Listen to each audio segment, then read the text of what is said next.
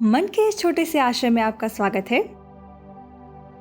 हरिवंश राय बच्चन की एक बहुत सुंदर कविता है जो बीत गई सो बात गई। कविता की शुरुआत ही कुछ ऐसी है जैसे कोई बहुत पुरानी बात हमारे सामने बैठकर कह रही हो। जीवन में एक सितारा था, माना वह बेहद प्यारा था। इस कविता को सुनते हुए मुझे हमेशा एक अजीब सा सवाल आता है, क्या सचमुच हर बीती हुई चीज को पीछे छोड़ देना चाहिए, या कुछ चीजें ऐसी भी होती हैं जिन्हें पीछे छोड़ने की नहीं, बस अपने जीवन में एक जगह देने की जरूरत होती है। शायद फर्क बहुत छोटा है, लेकिन शायद इसी छोटे से फर्क में हमारी बहुत सी कहानियां छिपी हुई हैं। बचपन में जब कोई चीज टूट जाती थी तो हमारा पहला सवाल अक्सर यही होता था, इसे ठीक किया जा सकता है? खिलौना टूटा है तो जोड़ देंगे, किताब का पन्ना फट गया है तो चिपका देंगे, किसी पुराने डिब्बे का ढक्कन खो गया है तो उसके लिए कोई दूसरा ढूंढ लेंगे। बचपन में हमें लगता था हर चीज का काम है वापस पहले जैसी हो जाना। फिर धीरे धीरे पता चलता है कि कुछ चीजें ठीक होकर भी पहले जैसी नहीं होती। पुरानी तस्वीर पर एक निशान रह जाता है, किसी घर की दीवार पर एक कील का छोटा सा निशान रह जाता है, भले ही वहां लगी तस्वीर अब वहां ना हो। किसी किताब के बीच रखा हुआ सूखा फूल किताब से कहीं ज्यादा पुरानी कहानी बता देता है। और कुछ रिश्ते वे भी शायद हमेशा पहले जैसे होने के लिए नहीं बने होते। मुझे एक छोटी सी कहानी याद आती है। एक लड़की के घर में एक पुरानी अलमारी थी। बहुत सुंदर नहीं थी, उसका रंग जगह जगह से उतर चुका था। एक दरवाजा थोड़ा टेढ़ा था और उसकी एक दराज इतनी पुरानी थी कि खोलते समय हमेशा एक खास तरह की आवाज करती थी। घर में नई अलमारी आ गई, सबने कहा इसे अब निकाल देना चाहिए, लेकिन वह लड़की हर बार कहती रहने दो। कोई खास कारण नहीं था, बस वह अलमारी उसे अच्छी लगती थी। कई साल बाद घर की सफाई करते हुए उसने वही पुरानी दराज खोली। अंदर कुछ खास नहीं था, एक पुराना रुमाल, 2-3 बटन, एक फीकी हुई पर्ची और एक बहुत छोटी सी चिट्ठी। चिट्ठी शायद कई साल पहले किसी ऐसे व्यक्ति ने लिखी थी जो अब उस घर में नहीं था। चिट्ठी में कोई बड़ी बात नहीं थी, बस घर की एक साधारण सी बात लिखी थी। लेकिन उस दिन उसे समझ आया कि वह अलमारी इसलिए नहीं बची हुई थी कि वह सुंदर थी, वह इसलिए बची हुई थी क्योंकि उसके भीतर समय का एक छोटा सा हिस्सा रखा था। और शायद हम सबके पास ऐसी कोई न कोई अलमारी होती है। जरूरी नहीं कि वह सचमुच लकड़ी की हो। कभी कोई पुराना गीत होता है, कभी कोई जगह, कभी किसी व्यक्ति की कही हुई एक मामूली सी बात, कभी किसी कपड़े की खुशबू, कभी कोई नाम जिसे हम वर्षों से नहीं बोलते, लेकिन सुनते ही मन के किसी बहुत पुराने कमरे का दरवाजा खुल जाता है। और तब समझ आता है कुछ चीजें इसलिए नहीं बची रहती कि हम उन्हें वापस चाहते हैं, वे इसलिए बची रहती हैं क्योंकि उन्होंने कभी हमारे जीवन में सचमुच जगह बनाई थी। शायद इसी वजह से आगे बढ़ना भी एक दिलचस्प बात है।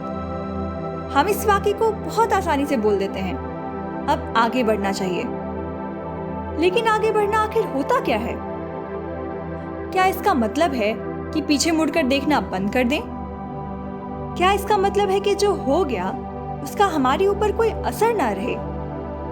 क्या इसका मतलब है कि पुरानी यादों को अलमारी से निकालकर फेंक देना ही आगे बढ़ना है? मुझे ऐसा नहीं लगता। कभी कभी आगे बढ़ने का अर्थ शायद यह होता है कि हम अपनी कहानी में पुराने पन्नों को रहने देते हैं, बस उन्हें हर दिन पढ़ते नहीं रहते। किताब बंद कर देते हैं, लेकिन किताब फेंकते नहीं। और यह बात केवल बीती हुई चीजों पर लागू नहीं होती, कुछ सपने भी ऐसे होते हैं। हमारे मन में किसी समय कोई बहुत सुंदर कल्पना रही होती है कि जीवन एक दिन ऐसा होगा, हम किसी खास जगह पहुंचेंगे, कुछ खास करेंगे, किसी खास तरह का जीवन जिएंगे। फिर जीवन अपनी दिशा में आगे निकल जाता है और एक दिन अचानक पता चलता है वह तस्वीर सच नहीं हुई।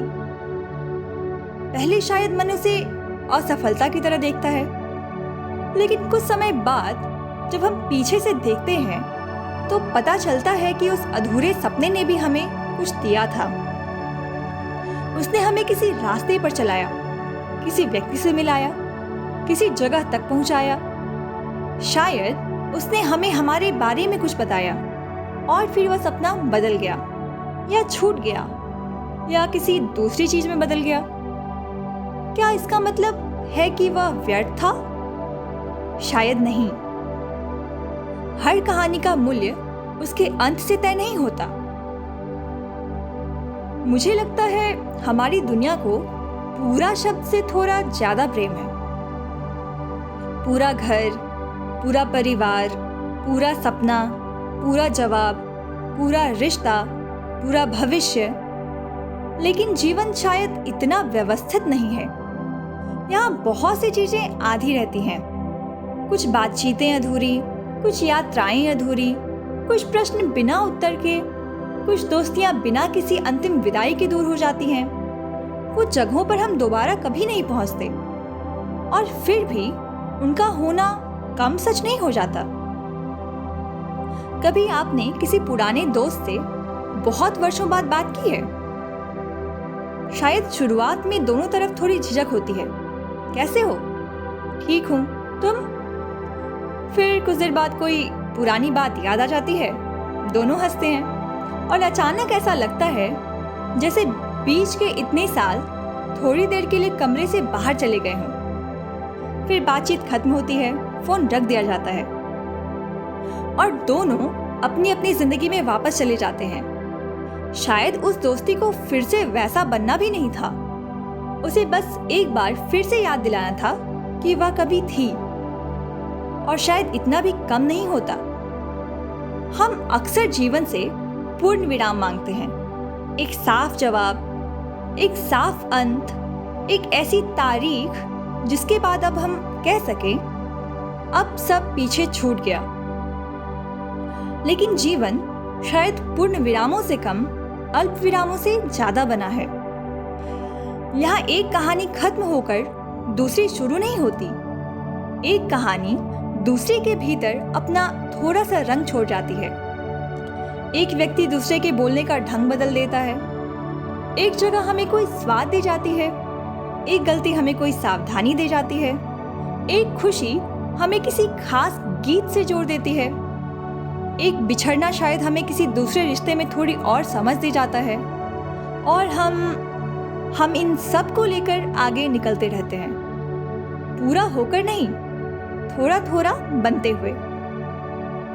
शायद इसीलिए मुझे बच्चन की कविता का वह भाव बहुत मानवीय लगता है, जो बीत गई सो बात गई। इसे सुनकर हम चाहें तो कह सकते हैं जो हो गया उसे जाने दो, लेकिन शायद इसे एक और तरह से भी सुन सकते हैं, जो बीत गया उसे जाने दो, उसे बीत जाने दो, उसे लड़ो मत, उसे वापस बुलाने की कोशिश मत करो और उसे मिटाने की भी जरूरत नहीं।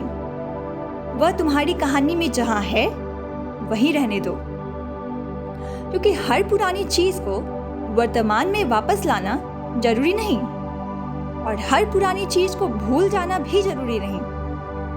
कुछ चीजें बस याद रह सकती हैं बिना वापस आए। और शायद यही बात भविष्य पर भी लागू होती है।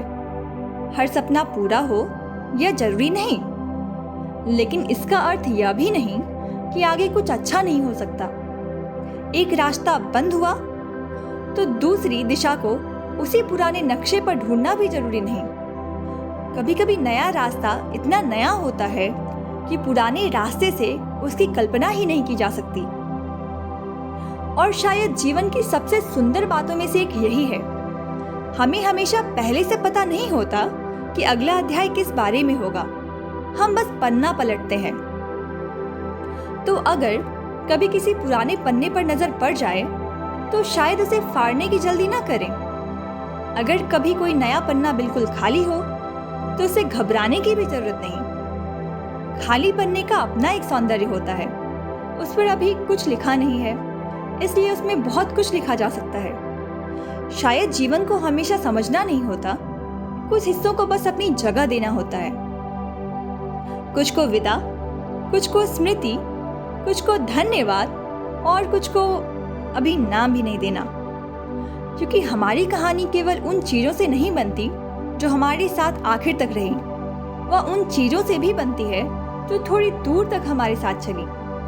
कुछ ने रास्ता दिखाया, कुछ ने हमें हंसाया, कुछ ने हमें बदल दिया, कुछ बस एक मोड़ तक साथ रहीं और फिर रास्ते अलग हो गए। शायद हर साथ का अर्थ हमेशा साथ रहना नहीं होता, कभी कभी उसका अर्थ होता है किसी एक हिस्से की यात्रा को थोड़ा सुंदर बना देना, बस। और शायद किसी दिन बहुत वर्षों बाद जब हम अपनी ही कहानी को थोड़ा दूर से देखेंगे तो हमें यह जानने की इतनी चिंता नहीं होगी कि क्या क्या पूरा हुआ।